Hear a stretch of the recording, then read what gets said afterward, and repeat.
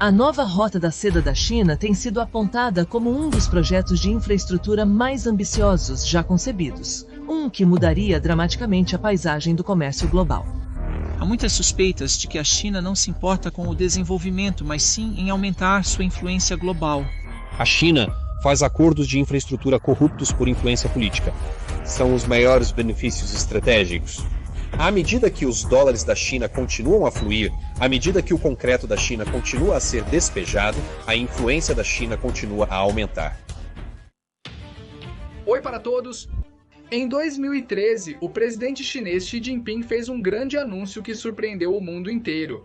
Foi quando ele fez o anúncio de algo chamado Iniciativa do Cinturão e Rota da Rússia e, mais importante, quando concluído, será um projeto da China que custará à China de 1 a 8 trilhões de dólares, levará mais 27 anos para ser concluído, envolve 146 nações, incluindo grandes países como Arábia Saudita, Emirados Árabes Unidos e Rússia, e, mais importante, quando concluído, tornará a China a nação mais poderosa do mundo. E por mais que me assuste dizer isso, se a iniciativa do Cinturão e Rota for bem sucedida, a Índia não estará em lugar algum.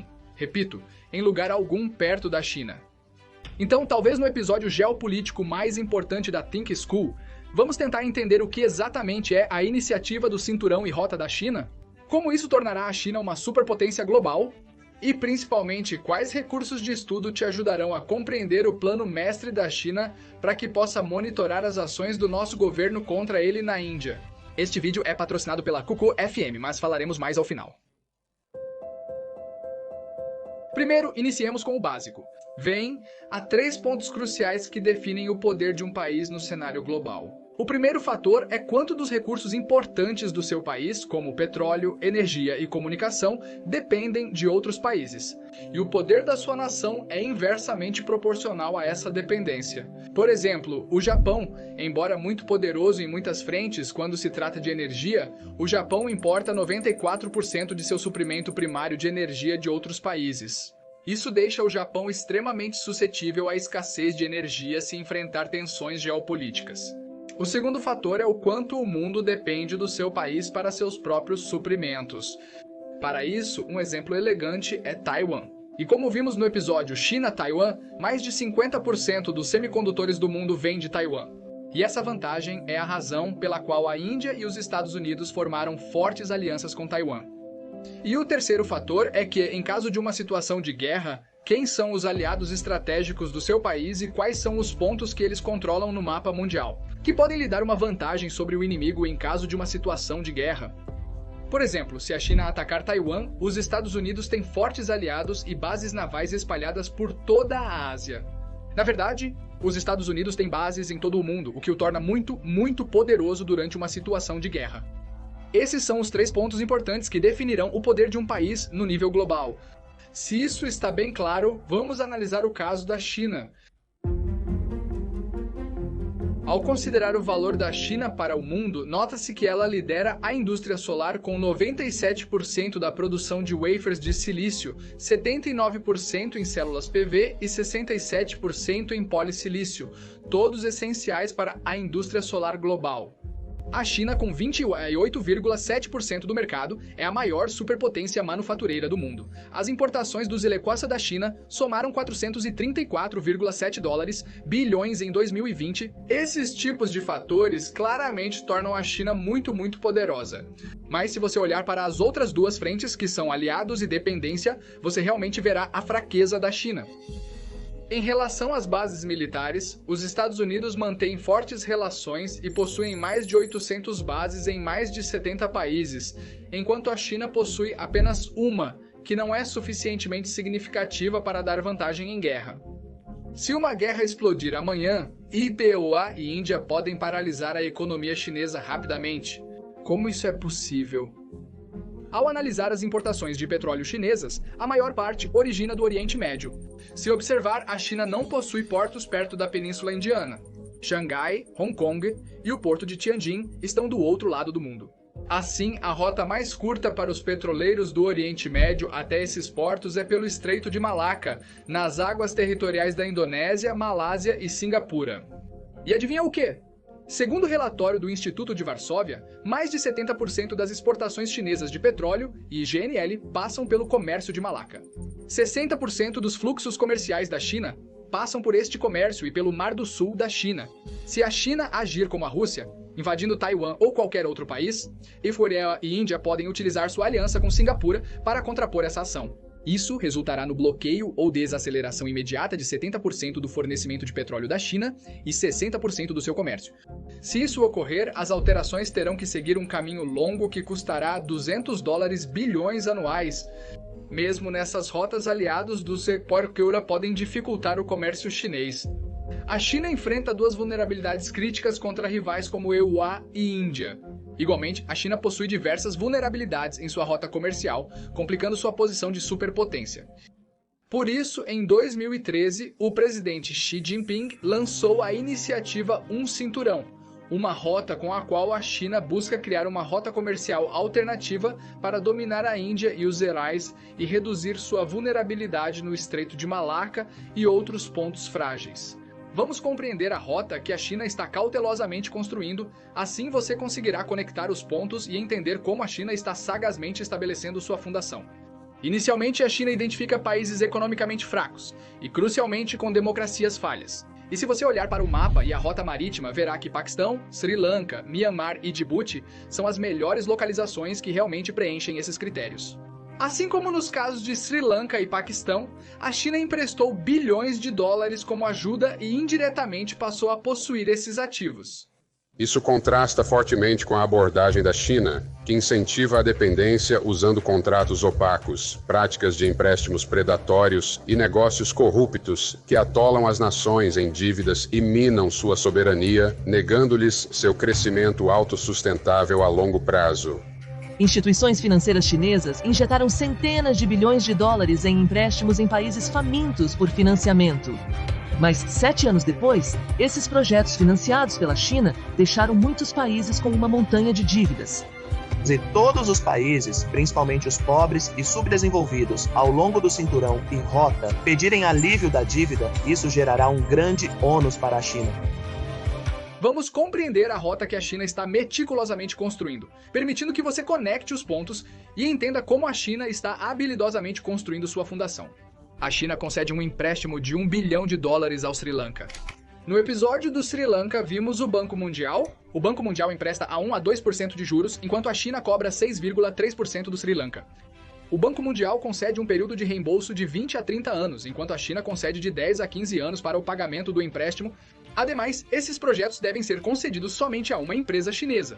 Na prática, se a China fornecer $1 bilhão para um porto, esse valor será destinado a uma empresa chinesa que trará trabalhadores da China para construir o porto ou uma rodovia. A pegadinha é que, com o monopólio dos projetos de portos, as empresas chinesas podem superconstruir e superfaturar o Sri Lanka em $1 bilhão, mesmo se o porto custar apenas 500 milhões para elas. Se cobrarem mais, o Sri Lanka terá que pagar em dólares e não pode fazer nada a respeito. Se cobrarem mais, o Sri Lanka precisará de mais empréstimos da China.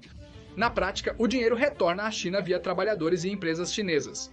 Mas no papel, o Sri Lanka deve uma dívida pesada à China, com um juro exorbitante de 6,3%.